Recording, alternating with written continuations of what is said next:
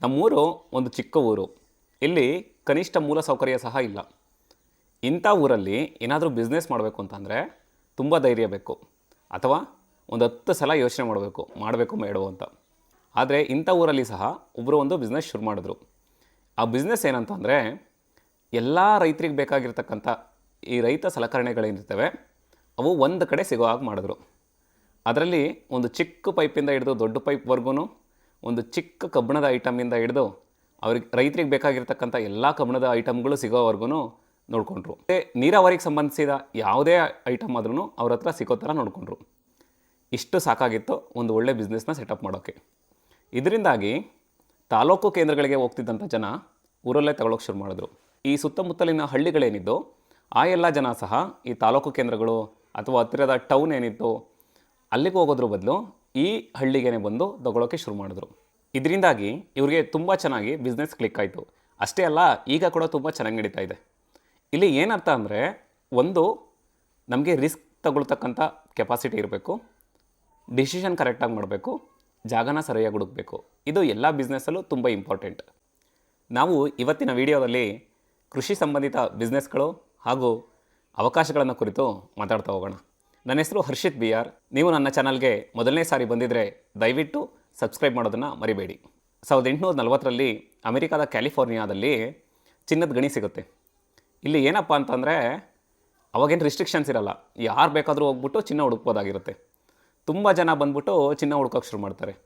ಆದರೆ ಇಲ್ಲಿ ಚಿನ್ನ ಎಷ್ಟು ಜನಕ್ಕೆ ಸಿಗ್ತೋ ಇಲ್ವೋ ಗೊತ್ತಿಲ್ಲ, ಆದರೆ ಆ ಚಿನ್ನ ಹುಡ್ಕೋಕ್ಕೆ ಬಂದವ್ರಿಗೆ, ಬಟ್ಟೆ ಸಪ್ಲೈ ಮಾಡೋರಿಗೆ ಒಳ್ಳೆ ಬಟ್ಟೆ ವ್ಯಾಪಾರ ಆಯಿತು, ಹೋಟೆಲ್ ಬಿಸ್ನೆಸ್ ಸೆಟ್ ಮಾಡಿದವ್ರಿಗೆ ಒಳ್ಳೆ ವ್ಯಾಪಾರ ಆಯಿತು, ಅವರು ದುಡ್ದಂಥ ಜನ ದುಡ್ಡಿಡೋಕ್ಕೆ ಬಂದಂಥ ಬ್ಯಾಂಕ್ಗಳಿಗೆ ಒಳ್ಳೆ ವ್ಯಾಪಾರ ಆಯಿತು, ಅವ್ರಿಗೆ ಸಲಕರಣೆ ಮಾಡ್ತಾಯಿದ್ರಲ್ಲ, ಹಾರೆ ಗುದ್ಲಿ ಅಥವಾ ಯಾವುದೇ ಕಬ್ಬಿಣದ ವಸ್ತುಗಳನ್ನು ಸಹಕಾರ ಕೊಡ್ತಿದ್ರಲ್ಲ, ಅವ್ರಿಗೆ ಒಳ್ಳೆ ಬಿಸ್ನೆಸ್ ಆಯಿತು. ಇದನ್ನು ಗೋಲ್ಡ್ ರಶ್ ಅಂತ ಕರೆದ್ರು. ನಾನು ಇದನ್ನು ಏನಕ್ಕೆ ಹೇಳ್ತಾ ಇದ್ದೀನಿ ಅಂತಂದರೆ, ಇವತ್ತು ಕೃಷಿ ಮಾಡಿ ಎಷ್ಟು ಜನ ಶ್ರೀಮಂತರಾಗ್ತಾರೋ ಗೊತ್ತಿಲ್ಲ, ಆದರೆ ಕೃಷಿ ಸಲಕರಣೆಗಳನ್ನು, ಕೃಷಿ ಸಂಬಂಧಿತ ವಸ್ತುಗಳನ್ನು ಮಾರಿ ಖಂಡಿತ ಜನ ತುಂಬ ಶ್ರೀಮಂತರಾಗ್ತಾ ಇದ್ದಾರೆ. ಇದನ್ನು ಸಹ ನಾವು ಕೃಷಿಯಲ್ಲಿ ಗೋಲ್ಡ್ ರಶ್ ಅಂತಲೇ ಹೇಳ್ಬೋದು. ಬನ್ನಿ, ಈ ವಿಡಿಯೋದಲ್ಲಿ ನಾವು ಅದೇ ರೀತಿಯ ಕೆಲವು ಬಿಸ್ನೆಸ್ಗಳನ್ನು ಅರ್ಥ ಮಾಡ್ಕೊತಾ ಹೋಗೋಣ. ನಾವು ಈ ವಿಡಿಯೋನಲ್ಲಿ ಏನು ಹೇಳೋಕ್ಕೆ ಇಷ್ಟಪಡ್ತೀವಿ ಅಂತಂದರೆ, ಈ ವಿಡಿಯೋ ನೋಡಿದ ತಕ್ಷಣ ನೀವು ಬಿಸ್ನೆಸ್ ಶುರು ಮಾಡಿ ರಾತ್ರೋರಾತ್ರಿ ಶ್ರೀಮಂತರಾಗ್ತೀರಾ ಅಂತ ದಯವಿಟ್ಟು ಅಂದ್ಕೋಬೇಡಿ. ಪ್ರತಿಯೊಂದು ಬಿಸ್ನೆಸ್ ಶುರು ಮಾಡಬೇಕು ಅಂತಂದ್ರೂ ಅದಕ್ಕೆ ತನ್ನದೇ ಆದ ಇನ್ವೆಸ್ಟ್ಮೆಂಟ್ ಬೇಕು, ಕಮಿಟ್ಮೆಂಟ್ ಬೇಕು, ಹಾಗೂ ತುಂಬ ಹಾರ್ಡ್ ವರ್ಕ್ ಬೇಕು, ಶ್ರದ್ಧೆ ಕೂಡ ಇರಬೇಕು. ಇವೆಲ್ಲ ಇದ್ದರೆ ಮಾತ್ರನೇ ಬಿಸ್ನೆಸ್ ಮಾಡೋಕ್ಕಾಗೋದು. ಹಾಗೂ ಬಿಸ್ನೆಸ್ನಲ್ಲಿ ಏಳು ಬೀಳುಗಳು ಇದ್ದೇ ಇರುತ್ತೆ. ನೀವು ಇದನ್ನು ಅರ್ಥ ಮಾಡಿಕೊಂಡು ಬಿಸ್ನೆಸ್ ಮಾಡಬೇಕಾಗುತ್ತೆ. ಯಾವುದೇ ಬಿಸ್ನೆಸ್ ಮಾಡಬೇಕು ಅಂತಂದ್ರೂ ತುಂಬ ಅಧ್ಯಯನ ಮಾಡಿನೇ ಬಿಸ್ನೆಸ್ ಮಾಡಬೇಕು. ಯಾವುದೋ ಒಂದು ವಿಡಿಯೋ ನೋಡಿ ಅಥವಾ ಯಾವುದೋ ಒಂದು ಐಡಿಯಾ ಸಿಕ್ತು ಅಂತ ಹೇಳ್ಬಿಟ್ಟು ಸಡನ್ನಾಗಿ ಶುರು ಮಾಡಬಾರ್ದು. ಅದರ ಆಳ ಅಗಲನ ಅಧ್ಯಯನ ಮಾಡಿನೇ ಬಿಸ್ನೆಸ್ ಶುರು ಮಾಡಬೇಕು. ಇಷ್ಟನ್ನು ಹೇಳ್ತಾ ನಾವು ಇವತ್ತು ಈ ವಿಡಿಯೋದಲ್ಲಿ ಹಲವಾರು ಬಿಸ್ನೆಸ್ ಐಡಿಯಾಗಳನ್ನು ಲಿಸ್ಟ್ ಮಾಡ್ಕೊಂಡ್ಬಂದಿದ್ದೀವಿ. ಇವೆಲ್ಲ ಕೃಷಿ ಸಂಬಂಧಿತ ಐಡಿಯಾಗಳಾಗಿದೆ. ಅವುಗಳನ್ನು ನಾವು ಈ ವಿಡಿಯೋದಲ್ಲಿ ಡಿಸ್ಕಸ್ ಮಾಡ್ತಾ ಹೋಗೋಣ. ನಾವು ಈ ವಿಡಿಯೋದಲ್ಲಿ ಕೃಷಿ ಸಂಬಂಧಿತ ಚಟುವಟಿಕೆಗಳು ಹಾಗೂ ಕೃಷಿ ಈ ಎರಡನ್ನು ಮೂಲವಾಗಿಟ್ಕೊಂಡು ವಿಡಿಯೋ ಮಾಡಿರೋದು. ದಯವಿಟ್ಟು ನಿಮಗೆ ಯಾವುದು ಸೂಕ್ತ ಆಗುತ್ತೆ ಅದರ ಬಗ್ಗೆ ಜಾಸ್ತಿ ನೀವು ಅಧ್ಯಯನ ಮಾಡಬೇಕಾಗುತ್ತೆ. ಮಿಸ್ ಮಾಡದೆ ವಿಡಿಯೋನ ಕೊನೆವರೆಗೂ ನೋಡಿ, ತುಂಬ ಇಂಟ್ರೆಸ್ಟಿಂಗ್ ಟಾಪಿಕ್ಗಳಿದೆ. ಮೊದಲನೇದಾಗಿ ಹೇಳ್ಬೇಕಂತಂದರೆ ಹಾರ್ಟಿಕಲ್ಚರ್ ಅಥವಾ ವಾಣಿಜ್ಯ ಕೃಷಿ. ಇಲ್ಲಿ ನಾವು ಏನು ಮಾಡ್ತೀವಿ ಅಂತಂದರೆ, ಸಾಕಷ್ಟು ವಾಣಿಜ್ಯ ಬೆಳೆಗಳನ್ನು ಬೆಳಿತೀವಿ. ತೆಂಗು, ಅಡಕೆ, ಸಾಕಷ್ಟು ಹಣ್ಣುಗಳು ಬೆಳಿತೀವಿ. ಇದನ್ನು ಬೆಳೆದು ಮಾಡೋದು ಆಲ್ರೆಡಿ ನಿಮಗೆ ಗೊತ್ತಿದೆ.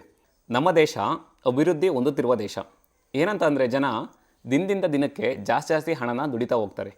ಈ ಜಾಸ್ತಿ ಹಣ ದುಡಿದಾಗ ಅವರಿಗೆ ಉತ್ತಮ ಆರೋಗ್ಯ ಬೇಕಾಗುತ್ತೆ.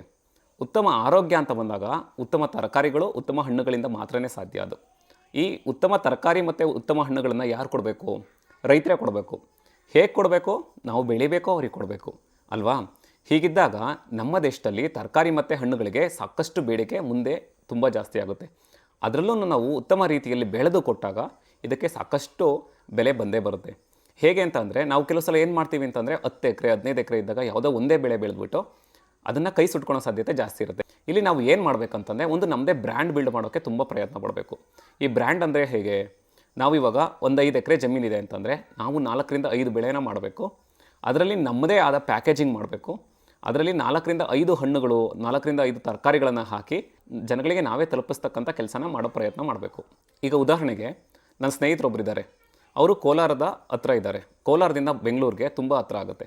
ಇಲ್ಲಿ ಏನಂತ ಅಂದರೆ, ಕೋಲಾರದಿಂದ ಬೆಂಗಳೂರಿಗೆ ಹತ್ರ ಇರೋದ್ರಿಂದ ಅವ್ರದ್ದು ಒಂದು 5ರಿಂದ 6 ಎಕರೆ ಜಮೀನಿದೆ. ಆ ಜಮೀನಲ್ಲಿ ಅವರು ಬೇರೆ ಬೇರೆ ಹಣ್ಣುಗಳನ್ನು ಬೆಳೀತಾರೆ. ಈ ಬೇರೆ ಬೇರೆ ಹಣ್ಣುಗಳನ್ನು ಬೆಳೆದಾಗ ಅವರು ಅವ್ರದ್ದೇ ಒಂದು ಬ್ರ್ಯಾಂಡಿಂಗಲ್ಲಿ ಒಂದು ಪ್ಯಾಕೇಜ್ ಮಾಡ್ತಾರೆ. ಬಾಳೆಹಣ್ಣು, ಡ್ರ್ಯಾಗನ್ ಫ್ರೂಟು, ಸೀಬೆಕಾಯಿ ಅಥವಾ ಇನ್ನೂ ಯಾವ್ಯಾವುದೋ ಹಣ್ಣುಗಳನ್ನೆಲ್ಲ ಸೇರಿಸಿ ಒಂದು ಮನೆಗೆ ಒಂದು ಬಾಕ್ಸ್ ಥರ ಕೊಡ್ತಾರೆ. ಒಬ್ಬನೇ ರೈತ ಒಂದು ಬಾಕ್ಸ್ ಮಾಡಿ ಪರಿಶುದ್ಧವಾಗಿ ಒಂದು ಮನೆಗೆ ಕೊಡ್ತಾನೆ ಈ ರೀತಿ ಅಂತಂದರೆ ಅದು ಖಂಡಿತ ತುಂಬ ಚೆನ್ನಾಗಿ ವರ್ಕೌಟ್ ಆಗುತ್ತೆ. ಅಥವಾ ನಿಮ್ಮ ಕೈಲಾಗಲಿಲ್ವಾ, ನೀವೇನು ಮಾಡ್ಬೋದು ಅಂತಂದರೆ 3-4 ಜನ ರೈತರುಗಳು ಗುಂಪು ಮಾಡ್ಕೋಬೋದು. ಸಮಾನ ಮನಸ್ಥಿತಿ ಇರತಕ್ಕಂಥ ರೈತರುಗಳು ಒಂದಾಗ್ಬಿಟ್ಟು ತಾವೇ ಒಂದು ಬ್ರ್ಯಾಂಡ್ ಥರ ಫಾರ್ಮ್ ಟು ಫ್ರೆಶ್ ಅಂತನೋ ಅಥವಾ ಹಳ್ಳಿಯಿಂದ ದಿಲ್ಲಿಗೆ ಅಂತನೋ ಯಾವುದೋ ಒಂದು ಹಳ್ಳಿಯಿಂದ ಸಿಟಿಗೆ ಅಂತನೋ ಏನೋ ಒಂದು ಮಾಡ್ಕೊಂಬಿಟ್ಟು ನೀವು ಒಂದು ಬಾಕ್ಸ್ ಮಾಡ್ಕೊಂಬಿಟ್ಟು ಆ ಬಾಕ್ಸಲ್ಲಿ 5-6 ಥರದ ತರಕಾರಿಗಳು ಅಥವಾ 5-6 ಥರದ ಹಣ್ಣುಗಳನ್ನು ನೀವು ನೇರವಾಗಿ ಸಪ್ಲೈ ಮಾಡಿದಾಗ ನಿಮಗೆ ಒಂದು ಈ ಮಿಡಲ್ ಮ್ಯಾನ್ಗಳ ಕಟ್ಟ ತಪ್ಪಿ ನಿಮಗೆ ನೇರವಾಗಿ ಒಳ್ಳೆ ರೇಟ್ ಸಿಗುತ್ತೆ. ಹಾಗೂ ಇದು ಈ ಥರ ಮಾಡಿರೋ ಐಡಿಯಾಗಳು ಬಾಯಿಂದ ಬಾಯಿಗೆ ಹರಡಿ ಸಕ್ಸಸ್ ಆಗೋ ರೇಟು ತುಂಬ ಸಾಧ್ಯತೆ ಇರುತ್ತೆ. ಇದು ಹಾರ್ಟಿಕಲ್ಚರ್ ಆಯಿತು. ನಾವು ಎರಡನೇದಾಗಿ ಮಾತಾಡಬೇಕು ಅಂತಂದರೆ ಫ್ಲೋರಿಕಲ್ಚರ್, ಅಂದರೆ ಹೂಗಳನ್ನು ಬೆಳೆಯೋದು. ಹೂಗಳು ನಮ್ಮ ದೇಶದಲ್ಲಿ ತುಂಬ ಇಂಪಾರ್ಟೆಂಟು. ಏನಕ್ಕೆ ಅಂತಂದರೆ ನಮ್ಮಲ್ಲಿ ಶುಭ ಸಮಾರಂಭದಿಂದ ಹಿಡಿದು ಯಾವುದೇ ಕೆಟ್ಟ ಸಮಾರಂಭದವರೆಗೂ ಹೂಗಳು ಬೇಕೇ ಬೇಕು. ಆದರೆ ಇವತ್ತೊಂದು ಚಾಲೆಂಜ್ ಏನಪ್ಪ ಅಂತಂದರೆ ಈ ಫ್ರೆಶ್ ಹೂಗಳನ್ನು ನಾವು ಪ್ಲಾಸ್ಟಿಕ್ ಹೂವಿಂದ ರಿಪ್ಲೇಸ್ ಮಾಡ್ತಾ ಇದ್ದೀವಿ. ಆದರೆ ಈ ಪ್ಲಾಸ್ಟಿಕ್ ಹೂವು ಸಸ್ಟೈನಬಲ್ ಇರಲ್ಲ. ಏನಕ್ಕೆ ಅಂತಂದರೆ ಆ ಸ್ಮೆಲ್ ಇರುತ್ತಲ್ಲ ಅದನ್ನು ಯಾವತ್ತೂ ನ್ಯಾಚುರಲ್ ಹೂವಿಂದ ಮಾತ್ರನೇ ಬರೋಕ್ಕೆ ಸಾಧ್ಯ. ಮತ್ತು ನಾವು ಹಬ್ಬ ಹರಿದಿನಗಳಲ್ಲಿ ಏನು ಮಾಡ್ತಿದ್ದೀವಿ ಅಂತಂದರೆ ಈ ಹೂಗಳನ್ನು ಬೆಳೀತಾ ಇದ್ದೀವಿ, ಮಾರ್ತಾ ಇದ್ದೀವಿ. ಈ ವಿಡಿಯೋ ನೋಡ್ತಿರೋರು ಹೂ ಬೆಳೆಯೋರ ಬಗ್ಗೆ ಕೇಳಿರ್ಬೋದು ಅಥವಾ ನೀವೇ ಬೆಳೀತಾ ಇರ್ಬೋದು. ಇಲ್ಲಿ ನಾವು ಒಂದು ಬದಲಾವಣೆ ಏನು ಮಾಡ್ಕೋಬೇಕು ಅಂತಂದರೆ, ನಾವು ಹೂ ಬೆಳೆಯೋರಾಗಿದ್ದರೆ ನಮಗೆ ಅನುಕೂಲ ಇದ್ದರೆ ನಾವು ಸಾಧ್ಯ ಆದಷ್ಟು ಗ್ರೀನ್ ಹೌಸ್ ಫಾರ್ಮಿಂಗ್ ಮಾಡಬೇಕು.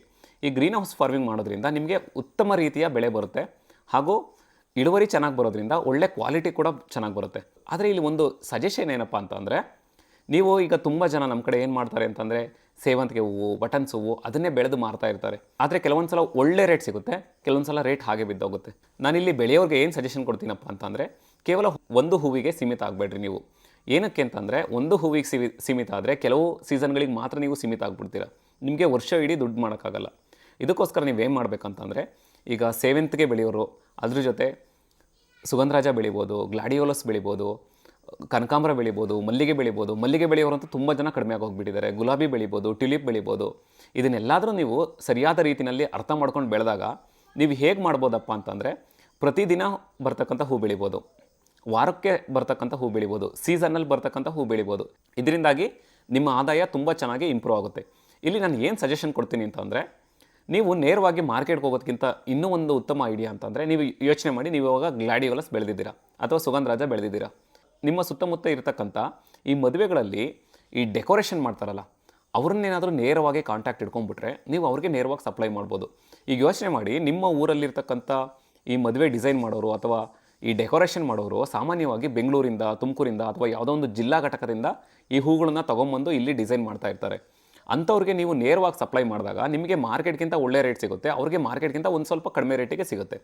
ಇದರಿಂದಾಗಿ ಇಬ್ಬರಿಗೂ ವಿನ್ ವಿನ್ ಸಿಚುವೇಷನ್ ಆಯಿತು. ಈ ಥರ ಮಾಡೋದ್ರಿಂದ ನಿಮ್ಮ ಆದಾಯ ಚೆನ್ನಾಗಿ ಇಂಪ್ರೂವ್ ಆಗುತ್ತೆ. ಅಷ್ಟೇ ಅಲ್ಲದೆ ಈ ಎಷ್ಟೊಂದು ಪಾರ್ಟಿ ಹಾಲ್ಗಳಿರುತ್ತೆ, ಈ ಎಷ್ಟೋ ಪಾರ್ಟಿ ಹಾಲ್ಗಳಲ್ಲಿ ಡೆಕೋರೇಷನ್ ಮಾಡೋದಿರುತ್ತೆ, ಅಂಥವ್ರಿಗೆ ನೀವು ರೆಗ್ಯುಲರ್ ಕಾಂಟ್ಯಾಕ್ಟ್ ಮಾಡ್ಕೋಬೋದು. ಸೊ ಇದರಿಂದಾಗಿ ನೀವು ಬೇರೆ ಬೇರೆ ಹೂಗಳನ್ನು ಬೆಳೆದಾಗ ನಿಮಗೆ ಚೆನ್ನಾಗಿ ಅನುಕೂಲ ಆಗುತ್ತೆ. ನಾವು ಸಾಧ್ಯ ಆದಷ್ಟು ನೀವು ಈಗ ಹೊಸ ರೀತಿಯ ಹೂಗಳನ್ನು ಬೆಳೆದಾಗ ಇದಕ್ಕೆ ಸರ್ಕಾರ ಸಹ ಪ್ರೋತ್ಸಾಹ ಕೊಡುತ್ತೆ. ಅದು ನಿಮಗೆ ಇಂಟರ್ನೆಟ್ಟಲ್ಲಿ ಡೀಟೇಲ್ಸ್ ಆಲ್ರೆಡಿ ಸಿಗುತ್ತೆ. ಈ ಹೊಸ ಹೂಗಳನ್ನು ಬೆಳೆಯೋಕ್ಕೆ ನೀವು ಏನು ಮಾಡಬೇಕಾಗುತ್ತೆ ಅಂತಂದರೆ, ಗ್ರೀನ್ ಹೌಸ್ ಫಾರ್ಮಿಂಗ್ ಅಥವಾ ಪಾಲಿ ಹೌಸೇ ಮಾಡಿಕೊಂಡು ಮಾಡಬೇಕಾಗುತ್ತೆ. ಏಕೆಂತಂದರೆ ನಿಮಗೆ ಪಾಲಿ ಹೌಸಲ್ಲಿ ಮಾಡಿದಾಗ ಲಾಭಗಳು ಸಾಕಷ್ಟಿದೆ. ಅಂದರೆ ಅನುಕೂಲ ಇದ್ದವ್ರು ಮಾಡ್ಬೋದು, ಈ ಮಿಕ್ಕಿದವರು ಅವರ ಶಕ್ತಿಗೆ ತಕ್ಕಂಗೆ ಮಾಡ್ಬೋದು. ಮೂರನೇದಾಗಿ ಮಾತಾಡಬೇಕಂತಂದರೆ ಗ್ರೀನ್ ಹೌಸ್ ಫಾರ್ಮಿಂಗ್, ಇದಕ್ಕೆ ಸರ್ಕಾರ 50% ಸಬ್ಸಿಡಿ ಸಹ ಕೊಡುತ್ತೆ. ಅದು ನಿಮ್ಗೆ ಆಲ್ರೆಡಿ ಗೊತ್ತಿರತಕ್ಕಂಥ ವಿಚಾರ. ಏನಪ್ಪ ಅಂತಂದರೆ, ನಾವು ಈ ಗ್ರೀನ್ ಹೌಸ್ ಫಾರ್ಮಿಂಗ್ ಮಾಡ್ಕೊಂಡು ಮಾಡಿದಾಗ ನಮಗೆ ಕೀಟಗಳ ಬಾಧೆ ತುಂಬ ಕಡಿಮೆ ಆಗುತ್ತೆ, ನಾವು ನೀರು ಬಳಸೋದು ಕೂಡ ತುಂಬ ಕಡಿಮೆ ಆಗುತ್ತೆ, ಹಾಗೂ ಇಳುವರಿ ತುಂಬ ಉತ್ತಮವಾಗಿ ಬರುತ್ತೆ. ನಾವು ಈ ಪಾಲಿ ಹೌಸಲ್ಲಿ ಮಾಡಿದಾಗ ಏನಾಗುತ್ತೆ ಅಂತಂದರೆ, ಈ ಪೆಸ್ಟಿಸೈಡ್ಸ್ ಮತ್ತು ಇನ್ಸೆಕ್ಟಿಸೈಡ್ಸ್ ಎಲ್ಲ ತುಂಬ ಕಡಿಮೆ ಯೂಸ್ ಮಾಡಿರ್ತಾರೆ, ಒಳ್ಳೆ ಕ್ವಾಲಿಟಿ ಕೂಡ ಬರುತ್ತೆ. ಈ ಸಾಮಾನ್ಯವಾಗಿ ನಾವು ಈ ಪಾಲಿ ಹೌಸಲ್ಲಿ ಏನೇನು ಬೆಳೀತಾರೆ ಅಂತ ಅಂದರೆ, ವೀಳ್ಯದೆಲೆ ಆಗಿರ್ಬೋದು, ಮೆಣಸಾಗಿರ್ಬೋದು, ಈ ಕಲರ್ ಬರ್ತಕ್ಕಂಥ ಕ್ಯಾಪ್ಸಿಕಮ್ಗಳಾಗಿರ್ಬೋದು, ಹಾಗೂ ಇನ್ನೂ ಹಲವಾರು ತರಕಾರಿಗಳನ್ನು, ಈ ಲೆಟ್ಯೂಸ್ ಆಗಿರ್ಬೋದು, ಈ ಥರ ಹೊಸ ತರಕಾರಿಗಳನ್ನು, ಹೊಸ ಲೀಫಿ ವೆಜಿಟಬಲ್ಸ್ನ ನೀವು ಈ ಪಾಲಿ ಹೌಸಲ್ಲಿ ಬೆಳಿಬೋದು. ಇದಕ್ಕೆಲ್ಲ ಆಲ್ರೆಡಿ ನಿಮಗೆ ಪ್ರೀಮಿಯಂ ವ್ಯಾಲ್ಯೂ ಆಲ್ರೆಡಿ ಸಿಗ್ತಾ ಇರುತ್ತೆ ಮಾರ್ಕೆಟಲ್ಲಿ, ಯಾಕೆಂದರೆ ಕ್ವಾಲಿಟಿ ಕೂಡ ತುಂಬ ಚೆನ್ನಾಗಿರುತ್ತೆ. ಎಲ್ಲಿವರೆಗೂ ಅಂತಂದರೆ, ನೀವು ಒಂದು ನಿರ್ದಿಷ್ಟ ಪ್ರಮಾಣದ ಕ್ವಾಲಿಟಿನ ಮೇಂಟೈನ್ ಮಾಡಿದ್ರೆ ಎಕ್ಸ್ಪೋರ್ಟ್ ಮಾಡೋವರೆಗೂ ಸಹ ಚೆನ್ನಾಗಿ ಬೆಳಿಬೋದು. ಸೊ ಈ ಪಾಲಿ ಹೌಸ್ ಫಾರ್ಮಿಂಗ್ ಅಥವಾ ಗ್ರೀನ್ ಹೌಸ್ ಫಾರ್ಮಿಂಗ್ ಏನಿದೆ, ಇದು ತುಂಬ ರೈತರಿಗೆ ಅನುಕೂಲ ಆಗಿರುತ್ತೆ. ನಾವು 4ನೇ ವಿಚಾರಕ್ಕೆ ಬಂದರೆ ಹೈಡ್ರೋಫೋನಿಕ್ಸ್. ಇದನ್ನು ಭವಿಷ್ಯದ ಕೃಷಿ ಅಂತಲೇ ಹೇಳ್ಬೋದು. ನಮ್ಮ ದೇಶದಲ್ಲಿ ಹೈಡ್ರೋಫೋನಿಕ್ಸ್ ತುಂಬ ಇನ್ನೂ ಹಬ್ಬಿಲ್ಲ.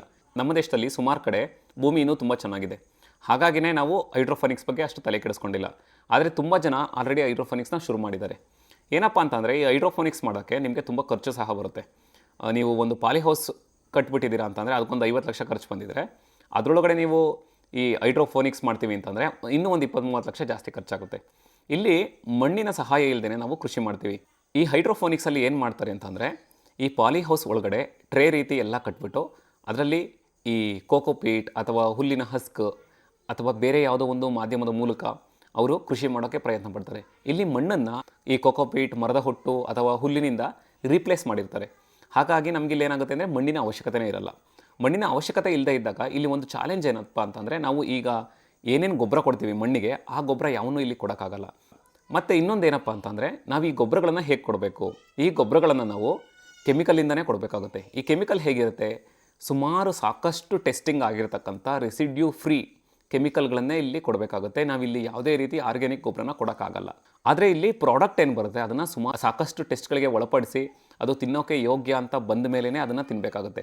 ಆದರೆ ಇದನ್ನು ಈ ಕೆಮಿಕಲ್ ಟೆಸ್ಟ್ ಮಾಡ್ತಾರಲ್ಲ, ಗೊಬ್ಬರ ಕೊಡ್ತೀವಲ್ಲ ನಾವು, ಅವಾಗಲೇ ಟೆಸ್ಟ್ ಮಾಡಿ ಪ್ರೂವ್ ಮಾಡಿರ್ತಾರೆ. ಹಾಗಾಗಿ ಏನೂ ಸಮಸ್ಯೆ ಇರಲ್ಲ. ಆದರೆ ಇದು ಎಷ್ಟು ಜನ ರೈತರಿಗೆ ಮಾಡೋಕ್ಕಾಗುತ್ತೆ? ತುಂಬ ಕ್ವಶನ್ ಮಾರ್ಕಾಗಿ ನಮಗೆ ಉಳ್ಕೊಳ್ಳುತ್ತೆ.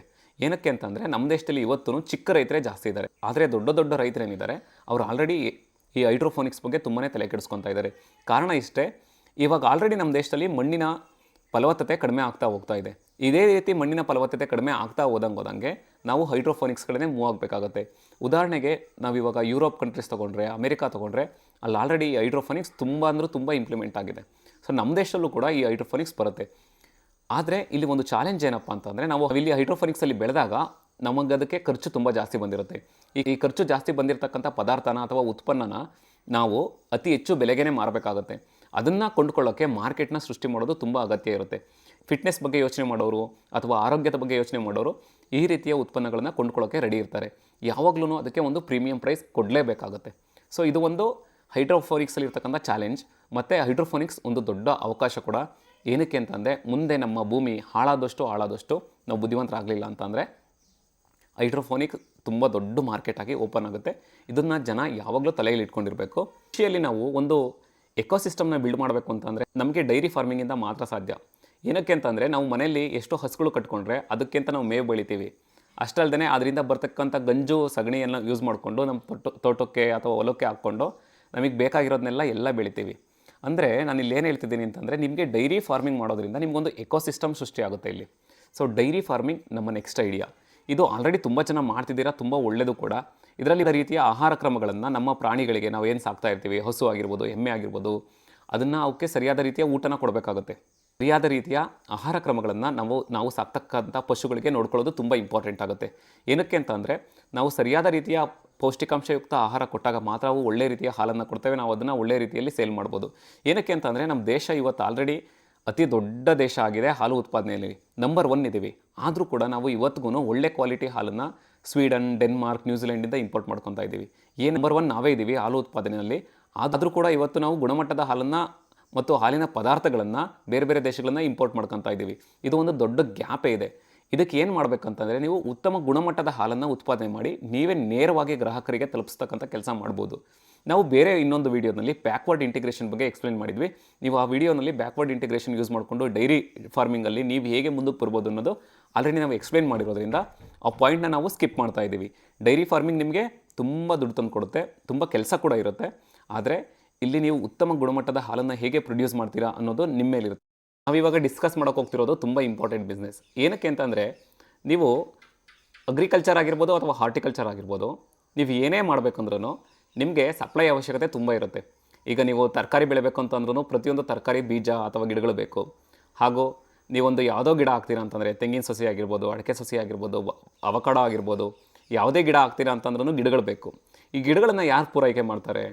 ಕೆಲವೊಮ್ಮೆ ನಾವೇ ಬೀಜಗಳನ್ನು ತಂದು ಬೆಳ್ಕೊತೀವಿ ಅಥವಾ ನಾವು ಸಾಮಾನ್ಯವಾಗಿ ನರ್ಸರಿನ ಅವಲಂಬಿತವಾಗಿರ್ತೀವಿ. ಎಷ್ಟೋ ಸಲ ಕೃಷಿಕರಿಗಿಂತ ಹೆಚ್ಚಿನ ಹಣವನ್ನು ಸಂಪಾದನೆ ಮಾಡೋರೇ ನರ್ಸರಿಯವರು. ಆದರೆ ಈ ನರ್ಸರಿಯವ್ರಿಗೆ ತಮ್ಮದೇ ಆದ ಕಷ್ಟಗಳಿರುತ್ತೆ. ಎಷ್ಟೋ ಸಲ ಬೆಳೆಸಬೇಕಾದ್ರೆ ತುಂಬ ಲಾಸ್ ಬರುತ್ತೆ, ತರಿಸ್ಬೇಕಾದ್ರೆ ಲಾಸ್ ಬರುತ್ತೆ, ಲಾಜಿಸ್ಟಿಕ್ ಪ್ರಾಬ್ಲಮ್ ಇರುತ್ತೆ. ಅವನ್ನು ಒಂದು ಹಂತದವರೆಗೂ ಬೆಳೆಸೋದು ತುಂಬ ಕಷ್ಟ ಇರುತ್ತೆ. ಕೆಲವು ಸಲ ಅವ್ರು ತಂದಿರೋ ಬೀಜಗಳು ಕೂಡ ಅವರಿಗೆ ಕೈ ಕೊಡೋ ಸಾಧ್ಯತೆ ಇರುತ್ತೆ. ಇದನ್ನೆಲ್ಲ ಗಮನದಲ್ಲಿ ಇಟ್ಕೊಂಡು ನೋಡಬೇಕಾದ್ರೆ ನಾವು ಒಂದು ಈ ಸಪ್ಲೈ ಚೈನಲ್ಲಿ ಯೋಚನೆ ಮಾಡಬೇಕಂತಂದರೆ ಈ ನರ್ಸರಿ ಅಂತಕ್ಕಂಥದ್ದು ಒಂದು ಒಳ್ಳೆಯ ಉದ್ಯಮ. ಏನಕ್ಕೆ ಅಂತ ಅಂದರೆ ಇಲ್ಲಿ ನೀವು ಏನು ಬೆಳೆದು ಮುಂದೆ ಮಾಡಬೇಕಂತ ಇರಲ್ಲ. ನೀವು ಕೆಲವು ಸಲ ಈಗ ಯಾರೋ ಒಬ್ಬ ರೈತ ಬರ್ತಾನೆ, ಅವ್ನಿಗೊಂದು 100 ಅಡಿಕೆ ಗಿಡ ಬೇಕಾಗಿರುತ್ತೆ ಅಥವಾ 100 ತೆಂಗಿನ ಗಿಡ ಬೇಕಾಗಿರುತ್ತೆ. ಅವನಿಗೆ ನೀವು ಅದನ್ನು ಸಪ್ಲೈ ಮಾಡ್ಬೋದು. ಇಲ್ಲಿ ಒಳ್ಳೆ ಮಾರ್ಜಿನ್ ಕೂಡ ಇರುತ್ತೆ. ಒಂದು ನರ್ಸರಿನ ಮಾಡ್ತೀರಾ ಅಂತಂದರೆ ನಿಮಗೆ ಆದ ಒಂದು ಪಾಲಿ ಹೌಸ್ ಬೇಕಾಗುತ್ತೆ. ಕಾರಣ ಇಷ್ಟೇ, ಅಲ್ಲಿ ನೀವು ತರಕಾರಿಗಳನ್ನು ನೀವು ಬಯಲಲ್ಲಿ ಇಟ್ಕೊಂಡು ಗಿಡಗಳನ್ನು ಮಾರಾಟ ಮಾಡೋಕ್ಕಾಗಲ್ಲ. ಈ ಬಾಳೆ ಗಿಡಗಳನ್ನು ಸಹ ನೀವು ಬಯಲಲ್ಲಿ ಇಟ್ಕೊಂಡು ಮಾರಾಟ ಮಾಡೋಕ್ಕಾಗಲ್ಲ. ಅವಕ್ಕೆಲ್ಲ ನಿಮಗೆ ಒಂದು ಸೂಕ್ತವಾದ ವ್ಯವಸ್ಥೆ ಬೇಕಾಗಿರುತ್ತೆ. ಅದಕ್ಕೋಸ್ಕರ ನೀವು ತರಕಾರಿ ಗಿಡಗಳನ್ನಾಗಿರ್ಬೋದು, ಇನ್ನೂ ಹಲವಾರು ಗಿಡಗಳನ್ನು ನೀವು ಸಾಮಾನ್ಯವಾಗಿ ಪಾಲಿ ಹೌಸಲ್ಲೇ ಇಡಬೇಕಾಗುತ್ತೆ. ಅದಕ್ಕೋಸ್ಕರ ಈ ನರ್ಸರಿಯವ್ರಿಗೆ ಒಂದು ಪಾಲಿ ಹೌಸ್ ಅವಶ್ಯಕತೆ ಇರುತ್ತೆ. ಅದನ್ನು ಯಾರು ಅನುಕೂಲ ಇರುತ್ತೋ ಅವರು ಈಸಿಯಾಗಿ ಮಾಡ್ಬೋದು. ಅಷ್ಟಲ್ಲದೆ ನಿಮಗೆ ಯಾವುದೋ ಒಂದು ಗಿಡ ಸಪ್ಲೈ ಮಾಡಬೇಕಾಗಿರುತ್ತೆ. ಈ ಸಾಮಾನ್ಯವಾಗಿ ಇವಾಗ ಚೆನ್ನಾಗಿ ಹೋಗ್ತಿರೋದು ಅವಕಾಡೋ ಚೆನ್ನಾಗಿ ಹೋಗ್ತಾ ಇದೆ, ದಾಳಿಂಬೆ ಚೆನ್ನಾಗಿ ಹೋಗ್ತಾ ಇದೆ, ಡ್ರ್ಯಾಗನ್ ಫ್ರೂಟ್ ಚೆನ್ನಾಗಿ ಹೋಗ್ತಾ ಇದೆ. ಈ ಗಿಡಗಳನ್ನು ಯಾರು ಬೆಳೀತಾರೋ ಅವರಿಗೆ ಈ ಎಲ್ಲ ಗಿಡಗಳನ್ನು ನೀವು ಸಪ್ಲೈ ಮಾಡ್ತಕ್ಕಂಥ ಕೆಲಸ ಮಾಡ್ಬೋದು. ಇದನ್ನು ಮಾಡೋದಕ್ಕಿಂತ ಮುಂಚೆ ನೀವು ಏನನ್ನು ಯೋಚನೆ ಮಾಡಬೇಕಂತಂದರೆ, ನೀವು ಲೆಕ್ಕ ಹಾಕಿ ನಿಮ್ಮ ಸುತ್ತಮುತ್ತ ಒಂದು 20-30 ಕಿಲೋಮೀಟ್ರಲ್ಲಿ ಯಾವುದಾದ್ರೂ ನರ್ಸರಿ ಮಾಡಿದಾರಾ? ಆ ಥರ ಮಾಡಿಲ್ಲ ಅಂದಾಗ ಮಾತ್ರ ನೀವು ನರ್ಸರಿನ ಮಾಡೋಕ್ಕೆ ಪ್ರಯತ್ನ ಮಾಡಿ. ಇಲ್ಲ ಅಂತಂದರೆ ಹತ್ರದಲ್ಲೇ ಒಂದು ನರ್ಸರಿ ಇದೆ, ಇನ್ನೊಂದು ನೀವು ನರ್ಸರಿ ಮಾಡ್ತೀರಾ ಅಂತ ಅಂದಾಗ ಅವ್ರಿಗೂ ಸರಿಯಾಗಿ ವ್ಯಾಪಾರ ಆಗಲ್ಲ, ನಿಮಗೂ ಸರಿಯಾಗಿ ವ್ಯಾಪಾರ ಆಗಲ್ಲ. ಅವ್ರಿಗೆ ಪರ್ಮನೆಂಟ್ ಕಸ್ಟಮರ್ಸ್ ಇದ್ದೇ ಇರ್ತಾರೆ, ನಿಮಗೆ ಹೊಸ ಕಸ್ಟಮರ್ಸ್ನ ನೀವು ಹುಟ್ಟಾಕಬೇಕಾಗುತ್ತೆ. ಆದರೆ ನಿಮ್ಮ ಸುತ್ತಮುತ್ತ ಯಾರೂ ನರ್ಸರಿಯವರಿಲ್ಲ, ನಿಮಗೆ ಒಂದು ಮೀಡಿಯಮ್ ಬಜೆಟಲ್ಲಿ ಇನ್ವೆಸ್ಟ್ ಮಾಡಿಬಿಟ್ಟು ನೀವು ಹೊಸ್ದಾಗಿ ನರ್ಸರಿ ಮಾಡ್ತೀನಿ ಅಂತ ಅನ್ನೋರು ಖಂಡಿತ ಮಾಡ್ಬೋದು. ಅಥವಾ ನನಗೆ ತುಂಬ ಚೆನ್ನಾಗಿ ದುಡ್ಡಿದೆ, ಅನುಕೂಲಕರವಾಗಿದೆ ಅನ್ನೋರು ಚೆನ್ನಾಗಿ ಅಧ್ಯಯನ ಮಾಡಿ ನರ್ಸರಿ ಬಗ್ಗೆ ಒಂದು ಹೊಸ ನರ್ಸರಿನ ಶುರು ಮಾಡೋದ್ರಿಂದ ನಿಮಗೆ ಖಂಡಿತ ಲಾಭ ಆಗುತ್ತೆ. ನೀವು ತುಂಬ ಚೆನ್ನಾಗಿ ಉತ್ತಮವಾಗಿ ನಿರ್ವಹಣೆ ಮಾಡಿದ್ರೆ, ಸ್ವಲ್ಪ ಕೆಲಸದವ್ರನ್ನೆಲ್ಲ ಇಟ್ಕೊಂಡ್ಬಿಟ್ಟು ನಿಮಗೆ ಲಾಸ್ ಆಗ್ತಕ್ಕಂಥ ಮಾತೇ ಇಲ್ಲ. ತುಂಬ ಚೆನ್ನಾಗಿ ನರ್ಸರಿಗಳು ಹೋಗ್ತವೆ, ಅದು ನಮ್ಮ ದೇಶದಲ್ಲಿ. ಕಾರಣ ಇಷ್ಟೇ, ನಾವೆಲ್ಲ ಒಂದು ಫೋಮು ಅಂತ ಕರಿತೀವಿ ನಾವು, ಫಿಯರ್ ಆಫ್ ಮಿಸ್ಸಿಂಗ್ ಔಟ್. ಈಗ ನಾವೆಲ್ಲ ಹೇಳ್ತೀವಿ ಎಲ್ಲ ಮಕೆಡೆಮಿಯಾ ಆಗ್ತಾ ಇದ್ದಾರೆ, ನಾವು ಯಾರು ಮಕೆಡೆಮಿಯಾ ಹಾಕಿಲ್ಲ, ನಾವಿನ್ನೂ ಹಾಕಿಲ್ಲ. ಆದರೆ ಸಪ್ಲೈ ಎಲ್ಲಿಂದ ಬರುತ್ತೆ? ಅದು ನರ್ಸರಿಯವರಿಂದನೇ ಸಪ್ಲೈ ಬರುತ್ತೆ. ಸುಮ್ಮನೆ ಹೇಳ್ತಿರೋದು ಮಕೆಡೆಮಿಯಾ ಯಾರೂ ಹಾಕೋಕೋಬೇಡಿ, ನನ್ನ ಮಾತು ಕಟ್ಕೊಂಡು ನೀವು ಅಧ್ಯಯನ ಮಾಡಬೇಕು ಇದರಲ್ಲಿ. ಸೊ ಅಥವಾ ಅವಕಾಡೋ ಹಾಕ್ತಿದ್ದಾರೆ ಎಲ್ಲರೂ, ನಾವು ಅವಕಾಡೋ ಹಾಕಿಲ್ಲ. ಅವಾಗ ಎಲ್ಲಿಗೆ ಹೋಗ್ತೀವಿ? ನಾವು ನರ್ಸರಿಗೆ ಹೋಗ್ತೀವಿ. ಎಲ್ಲರೂ ಲಾಂಗನ್ ಹಾಕ್ತಿದ್ದಾರೆ, ನಾನು ಲಾಂಗನ್ ಹಾಕಿಲ್ಲ ಅಂದರೆ ನಾವು ಎಲ್ಲಿಗೆ ಹೋಗ್ತೀವಿ? ನರ್ಸರಿಗೆ ಹೋಗ್ತೀವಿ ಮತ್ತೆ ಅಲ್ವಾ? ಸೊ ಈ ನರ್ಸರಿ ಹುಡುಗಾಟದಲ್ಲಿ ಪ್ರತಿಯೊಬ್ಬ ರೈತರು ಇರ್ತಾರೆ. ಹಾಗಾಗಿ ನೀವೊಂದು ಕಾಳು ಮೆಣಸಾಗಿರ್ಬೋದು, ಏನೇ ಆಗಿರ್ಬೋದು, ಎಲ್ಲರೂ ನರ್ಸರಿಗೆ ಹೋಗೇ ತೊಗೊಂಬರೋದ್ರಿಂದ ಇದು ಒಳ್ಳೆ ಬಿಸ್ನೆಸ್ ಆಗಿರುತ್ತೆ. ಇದು ತುಂಬ ಒಳ್ಳೆ ಬಿಸ್ನೆಸ್ಸು. ಈಗ ನೀವೇ ಗಮನಿಸಿ, ಸುತ್ತಮುತ್ತ ನಿಮಗೆ ಗೊತ್ತಿರೋ ನರ್ಸರಿಯವರು ನೀವು ಮಾಡೋ ಕೃಷಿಗಿಂತ ಅವ್ರು ಚೆನ್ನಾಗಿ ದುಡ್ದಿರ್ತಾರೆ. ಇದು ಒಂದು ಉದಾಹರಣೆ ಅಷ್ಟೇ. ಇದರಲ್ಲೂ ಕೂಡ ಸಾಕಷ್ಟು ರಿಸ್ಕ್ಗಳಿದೆ. ರಿಸ್ಕ್ಗಳನ್ನ ಫಸ್ಟೇ ಹೇಳಿದ್ದೀವಿ, ಅರ್ಥ ಮಾಡಿಕೊಂಡು ನೀವು ಇದನ್ನು ಬಿಸ್ನೆಸ್ ಮಾಡಬೇಕಾಗುತ್ತೆ. ನಾವಿವತ್ತು ಯಾವ ಹಂತ ತಲುಪಿದ್ದೀವಿ ಅಂತಂದರೆ, ಮುಂಚೆ ಎಲ್ಲ ಯಾವುದೇ ಒಂದು ಕಳೆ ಕೇಳಬೇಕು ಅಂದರೆ, ಯಾವುದಾದ್ರು ಒಂದು ತೋಟದಲ್ಲಿ ಕೆಲಸ ಮಾಡಬೇಕು, ಹೊಲದಲ್ಲಿ ಕೆಲಸ ಮಾಡಬೇಕು ಅಂತಂದರೆ ಎಲ್ಲದಕ್ಕೂ ಮ್ಯಾನ್ಯುವಲ್ ಲೇಬರ್ಸ್ ಇದ್ದರು. ಆದರೆ ಇವತ್ತು ಯಾವ ಹಂತ ತಲುಪಿದ್ದೀವಿ ಅಂತಂದರೆ, ರಾಗಿ ಕುಯ್ಯೋಕ್ಕೂ ಮೆಷಿನ್ನು, ಕಳೆ ಹೊಡೆಯೋಕ್ಕೂ ಮೆಷಿನ್ನು, ಪವರ್ ಟಿಲ್ಲರ್ಗಳು, ಟ್ರ್ಯಾಕ್ಟರ್ಗಳು, ಅಥವಾ ಇವಾಗ ತೆಂಗಿನಕಾಯಿ ಕೀಳೋಕ್ಕೂ ಸಹ ಮಿಷನ್ಗಳು ಬಂದಿದ್ದಾವೆ ಅಲ್ವಾ? ಸೊ ಇಲ್ಲಿ ನಾನು 2 ಬಿಸ್ನೆಸ್ನ ಅಪರ್ಚುನಿಟಿನ ಕಾಣಿಸ್ತಾ ಇದೆ. ಒಂದು ಏನಪ್ಪ ಅಂತಂದರೆ, ನೀವು ಯಾವುದೋ ಒಂದು ಹಳ್ಳಿಲಿ ಇರ್ತೀರ, ಈ ಹಳ್ಳಿನಲ್ಲಿ ಎಲ್ಲ ಚಿಕ್ಕ ಪುಟ್ಟ ರೈತರಿರ್ತಾರೆ ಅಂತಂದರೆ ಏನು ಮಾಡ್ಬೋದು ನೀವು ಅಂತಂದರೆ, ಈ ಎಲ್ಲ ಐಟಮ್ಸ್ನ ತಂದು ಇಟ್ಕೊಳೋದ್ರಿಂದ, ಈ ಒಂದು ಟ್ರ್ಯಾಕ್ಟರ್ ಆಗಿರ್ಬೋದು, JCB ಆಗಿರ್ಬೋದು, ಅಥವಾ ರಾಗಿ ಕಟ್ ಮಾಡೋ ಮಿಷಿನ್ ಆಗಿರ್ಬೋದು, ಯಾವುದೋ ಒಂದನ್ನು ನೀವು ಲೀಸ್ಗೆ ಅಥವಾ ನೀವೇ ಓನಾಗಿ ತಂದು ಇಟ್ಕೊಳ್ಳೋದ್ರಿಂದ ಜನಗಳು ಅದನ್ನು ರೆಂಟಿಗೆ ತೊಗೊಂಡು ನೀವು ಅದರಿಂದ ದುಡ್ಡು ಸಂಪಾದನೆ ಮಾಡ್ಬೋದು. ಈಗ ನಾನು ಒಂದು ಗುಂಡಿ ತೆಗಿಬೇಕು, ಅದಕ್ಕೆ ನಾನು ಹೊಸ್ದಾಗಿ ಒಂದು 100 ಗುಂಡಿ ಮಾತ್ರ ತೆಗಿಬೇಕು. ನನಗೆ ಇದಕ್ಕೆ ಹೊಸ್ದಾಗಿ ಮಿಷಿನ್ ತರೋದ್ರಿಂದ ನನಗೆ ಅಷ್ಟು ಲಾಭ ಇಲ್ಲ. ನಾನೇನು ಮಾಡ್ತೀನಿ ಅಂತಂದರೆ, ಯಾರನ್ನೋ ಕೆಲಸಕ್ಕೆ ಕರ್ಕೊತೀನಿ ಅಥವಾ ನಿಮ್ಮ ಹತ್ರ ರೆಂಟಿಗೆ ತೊಗೊಂಬಂದ್ಬಿಟ್ಟು ನಾನು ಇದನ್ನು ಗುಂಡಿನ ತೆಗೆದುಬಿಟ್ಟು ನಿಮಗೆ ವಾಪಸ್ಸಿಗೆ ಕೊಡ್ತೀನಿ. ಅದಕ್ಕೆ ರೆಂಟ್ ಎಷ್ಟಾಗುತ್ತೆ ಅದನ್ನು ಕೊಡ್ತೀನಿ. ನಾನೊಂದು ಉದಾಹರಣೆ ಕೊಟ್ಟಿದ್ದಷ್ಟೇ. ಈ ಥರ ಸಾಕಷ್ಟು ಕೃಷಿ ಪರಿಕರಗಳಿರ್ತವೆ, ಅದನ್ನು ರೆಂಟ್ಗೆ ಅಥವಾ ಲೀಸ್ಗೆ ಕೊಡೋದ್ರ ಮೂಲಕ ಸಹ ನೀವು ದುಡ್ಡು ಮಾಡ್ಬೋದು. ಇದು ಒಂದು ಆಪರ್ಚುನಿಟಿ. ಆದರೆ ಎರಡನೇ ಆಪರ್ಚುನಿಟಿ ಏನಂತಂದರೆ, ಇದನ್ನು ಸೇಲ್ ಮಾಡೋದು. ಈಗ ನಮ್ಮ ಹತ್ರ ಸಾಕಷ್ಟು ದುಡ್ಡಿದೆ, ಸಾಕಷ್ಟು ಹಣ ಇದೆ, ನಾನು ಒಂದು ಬಿಸ್ನೆಸ್ನ ಸೃಷ್ಟಿ ಮಾಡ್ತೀನಿ ಅಥವಾ ಒಂದು ಬಿಸ್ನೆಸ್ನ ಶುರು ಮಾಡ್ತೀನಿ ಅಂತಂದರೆ, ಒಂದು 50 ಲಕ್ಷ 60 ಲಕ್ಷ ದುಡ್ಡಿರ್ತಕ್ಕಂಥ ರೈತರು ಅಥವಾ ಯಾರೇ ಬಿಸ್ನೆಸ್ ಮ್ಯಾನ್ ಆಗಿರ್ಬೋದು, ನೀವೇನು ಮಾಡ್ಬೋದು ಅಂತಂದರೆ, ನಿಮ್ಮ ಸುತ್ತಮುತ್ತ ಹೇಗೆ ಕೃಷಿ ಪರಿಕರಗಳ ಸೇಲ್ ಆಗ್ತಿದೆ ಅನ್ನೋದನ್ನು ಅರ್ಥ ಮಾಡ್ಕೊಂಬಿಟ್ಟು ಅದಕ್ಕೆ ಸಂಬಂಧಿಸಿದ ಸಾಕಷ್ಟು ಮಿಷನರೀಸ್ ಏನೇನು ಬೇಕಾಗುತ್ತೆ ಅಥವಾ ಯಾವುದೇ ಉಪಕರಣಗಳೇನಾಗುತ್ತೆ ಅದನ್ನೆಲ್ಲ ತಂದುಬಿಟ್ಟು ಒಂದು ಅಂಗಡಿ ಇಟ್ಟು ಮಾರಾಟ ಮಾಡೋದನ್ನು ಶುರು ಮಾಡ್ಬೋದು. ನಾವು ಲಾಸ್ಟ್ 2 ಆಪರ್ಚುನಿಟಿ ಇದೆ, ಅದರಲ್ಲಿ ಲಾಸ್ಟ್ ಒಂದು ಬಂದು ತುಂಬ ಇಂಪಾರ್ಟೆಂಟು, ಅದನ್ನು ಮಿಸ್ ಮಾಡಬೇಡಿ. ಇವಾಗ ನಾನು ಪೌಲ್ಟ್ರಿ, ಫಿಶ್ರಿ ಮತ್ತು ಮಶ್ರೂಮ್ ಫಾರ್ಮಿಂಗ್ ಎಲ್ಲ ಸೇರಿಬಿಟ್ಟು ಒಂದರಲ್ಲೇ ಹೇಳ್ತಿದ್ದೀನಿ. ಇದರಲ್ಲೂ ಅಷ್ಟೇ ನಿಮಗೆ ಸಾಕಷ್ಟು ಲಾಭ ಇರುತ್ತೆ, ಆದರೆ ನಿಮಗೆ ಸಾಕಷ್ಟು ಟೈಮ್ ಸಹ ಕೊಡಬೇಕು ನೀವಿಲ್ಲಿ. ಸೊ ಪೌಲ್ಟ್ರಿ ಆಗಿರ್ಬೋದು, ಅದಕ್ಕೆ ನಿಮಗೆ ನಾವು ಆಲ್ರೆಡಿ ಒಂದು ವೀಡಿಯೋ ಮಾಡಿದ್ದೀವಿ, ನೀವು ಅದನ್ನು ನೋಡ್ಬೋದು. ಯೂಟ್ಯೂಬಲ್ಲೂ ಸಹ ಸಾಕಷ್ಟು ಪೌಲ್ಟ್ರಿ ರಿಲೇಟೆಡ್ ವೀಡಿಯೋಸ್ ಇದೆ, ಅದನ್ನು ನೋಡ್ಬೋದು. ಫಿಶ್ರಿ ಮಾಡ್ಬೋದು, ನೀರು ಯಾರಿಗೆ ತುಂಬ ಚೆನ್ನಾಗಿ ಅವೈಲಬಲ್ ಇರುತ್ತೆ ಅವರು ಚೆನ್ನಾಗಿ ಫಿಶ್ರಿ ಮಾಡ್ಬೋದು. ಅದನ್ನು ನೀವು ಮೇಂಟೈನ್ ಮಾಡೋದೇ ಬೇಕಾಗಿಲ್ಲ, ತುಂಬ ಈಸಿಯಾಗಿ ಫಿಶ್ರಿನ ಮಾಡ್ಕೊಂಡು ಹೋಗ್ಬೋದು. ಅಥವಾ ನೀವು ನಾವು ಎಪಿಕಲ್ಚರ್ ಕೂಡ ಸೇರ್ಕೋಬೋದು, ಸೆರಿಕಲ್ಚರ್ ಮಾಡ್ಬೋದು. ಹೀಗೆ ಸಾಕಷ್ಟು ಫಾರ್ಮಿಂಗ್ಗಳಿದೆ. ಸೊ ಇದನ್ನು ನೀವು ಮಾಡ್ತಾ ಹೋಗ್ಬೋದು. ಈಗ ಕೊನೆಯದಾಗಿ ತುಂಬ ಇಂಪಾರ್ಟೆಂಟ್ ಏನಪ್ಪ ಅಂತಂದರೆ, ನಮ್ಮ ದೇಶದಲ್ಲಿ ಇದಿನ್ನೂ ಸಾಲ್ವೇ ಆಗಿಲ್ಲ ಎಷ್ಟೋ ಕಡೆ ಪ್ರಾಬ್ಲಮ್ಸ್, ಪೋಸ್ಟ್ ಹಾರ್ವೆಸ್ಟಿಂಗ್ ಪ್ರಾಬ್ಲಮ್ಸ್ ಅಂತ ಕರಿತೀವಿ ನಾವು. ಈಗ ಯಾರೋ ಒಬ್ಬರು ಏನೋ ಬೆಳೀತಾರೆ, ಅದನ್ನು APMCಗೆ ತೊಗೊಂಡೋಗ್ತಾರೆ. ಉದಾಹರಣೆ ಅಂತ ಅಂದ್ಕೊಂಡ್ರೆ, ರಾಗಿ ಬೆಳೆದಿರೋರು ಅವ್ರ ಮನೇಲಿ ಬೆಳಿಬೇಕಾದ್ರೆ 10 ಟನ್ ರಾಗಿ ಬೆಳೆದಿರ್ತಾರೆ ಅಂತಂದರೆ ಮಾರ್ಕೆಟ್ಗೆ ಹೋಗೋ ಅಷ್ಟರಲ್ಲಿ ತೂಕ ಕಡಿಮೆ ಆಗಿರುತ್ತೆ. ಒಂದು ಲಾಜಿಸ್ಟಿಕ್ ಸಮಸ್ಯೆ ಆಗಿರ್ಬೋದು, ಏನಾದರೂ ಆಗಿರ್ಬೋದು. ಇನ್ನೊಂದು, ಸರಿಯಾದ ಕೋಲ್ಡ್ ಸ್ಟೋರೇಜ್ ವ್ಯವಸ್ಥೆಗಳಿಲ್ಲ. ಸುಮಾರು ಹಣ್ಣುಗಳನ್ನು, ತರಕಾರಿಗಳನ್ನು ನಾವು ಬೆಳಿತೀವಿ ನಮ್ಮ ದೇಶದಲ್ಲಿ. ಯಾವ ಲೆವೆಲ್ ಬೆಳಿತೀವಿ ಅಂತಂದರೆ, ಎಷ್ಟೋ ಸಲ ರೋಡಿಗೆ ಸುರಿದೋಗ್ತಾರೆ ಹಣ್ಣುಗಳನ್ನು, ತರಕಾರಿಗಳನ್ನು ತುಂಬ ಚೀಪ್ ಪ್ರೈಸ್ಗೆ ಕೊಟ್ಟು ಬರ್ತಾರೆ. ಆದರೆ ಈ ಹಣ್ಣುಗಳನ್ನು ಹಾರ್ವೆಸ್ಟ್ ಮಾಡಿ ಆದಮೇಲೆ ಸರಿಯಾದ ಕೋಲ್ಡ್ ಸ್ಟೋರೇಜ್ ವ್ಯವಸ್ಥೆ ಇದ್ದರೆ ಸ್ಟೋರ್ ಮಾಡೋದ್ರಿಂದ ಏನಾಗುತ್ತೆ ಅಂತಂದರೆ, ರೈತರು ಸಾಕಷ್ಟು ಕಾಲ ಇಟ್ಟುಬಿಟ್ಟು ಅದನ್ನು ಒಂದು ಹಂತ ಆದಮೇಲೆ ಮಾರ್ಕೆಟಲ್ಲಿ ಡಿಮ್ಯಾಂಡ್ ಜಾಸ್ತಿ ಇದ್ದಾಗ, ಸಪ್ಲೈ ಕಡಿಮೆ ಇದ್ದಾಗ ಅದನ್ನ ರಿಲೀಸ್ ಮಾಡ್ಬೋದು. ಇನ್ನೊಂದೇನಪ್ಪ ಅಂತಂದರೆ, ಈಗ ನಾವು ನಮ್ಮೂರಲ್ಲಿ ಒಂದು ಕೋಲ್ಡ್ ಸ್ಟೋರೇಜ್ ಸೆಟಪ್ ಮಾಡಿದ್ದೀವಿ ಅಂತಂದರೆ, ರೈತರು ತುಂಬ ಚೆನ್ನಾಗಿ ಅಂಜೂರ ಬೆಳೆದಿರ್ತಾರೆ ಅಂತ ಅಂದ್ಕೊಳ್ಳೋಣ. ಅಂಜೂರಕ್ಕೆ ಪೋಸ್ಟ್ ಹಾರ್ವೆಸ್ಟಿಂಗ್ ಅಂದರೆ ಹಣ್ಣುಗಳನ್ನು ಕಟ್ ಮಾಡಿ ಆದಮೇಲೆ ಕೋಲ್ಡ್ ಸ್ಟೋರೇಜ್ ತುಂಬ ಅವಶ್ಯಕತೆ ಇದೆ. ಈಗ ನಾವು ಡ್ರೈ ಮಾಡಿದ್ದೀವಿ ಫಿಗ್ಸ್ನ ಅಥವಾ ಅಂಜೂರನ ಅಂತ ಅಂದ್ಕೊಂಡ್ರೆ, ಅದನ್ನ ಒಂದು ಕೋಲ್ಡ್ ಸ್ಟೋರೇಜಲ್ಲಿ ಸೆಟಪ್ ಮಾಡಬೇಕು. ಆ ಕೋಲ್ಡ್ ಸ್ಟೋರೇಜ್ ಸೆಟಪ್ ಮಾಡೋಕ್ಕೆ ಎಲ್ಲ ರೈತರ ಕೈಲೂ ಆಗಲ್ಲ.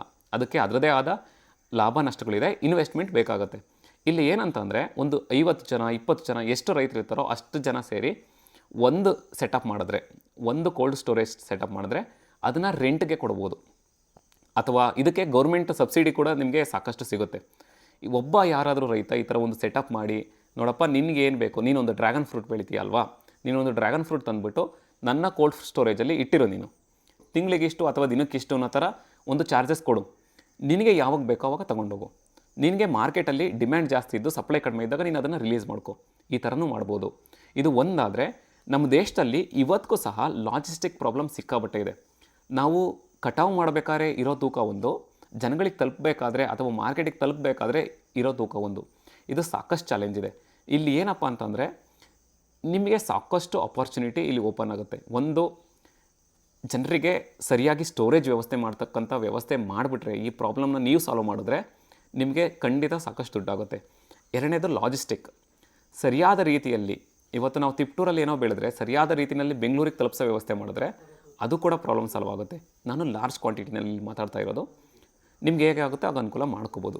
ಸೊ ಈ ಪೋಸ್ಟ್ ಹಾರ್ವೆಸ್ಟಿಂಗ್ ಪ್ರಾಬ್ಲಮ್ ಅಂತ ಹೋದರೆ ಇಲ್ಲಿ ಸಾಕಷ್ಟಿದೆ. ಪ್ಯಾಕಿಂಗ್ ಆಗಿರ್ಬೋದು. ಈಗ ನಾವು ಏನೋ ಒಂದು ಬೆಳೆದಿರ್ತೀವಿ, ಅದು ಬೇಗ ಹಾಳಾಗೋಗ್ಬಿಡುತ್ತೆ, ಅದನ್ನು ಜಾಸ್ತಿ ದಿನ ಇಡೋಕ್ಕೆ ಆಗಲ್ಲ. ಆ ರೀತಿ ಆಹಾರಗಳು ಅಥವಾ ಕೃಷಿ ಉತ್ಪನ್ನಗಳು ಕೆಡ್ದಂಗೆ ಎಷ್ಟು ದಿನ ಇಡ್ಬೋದು?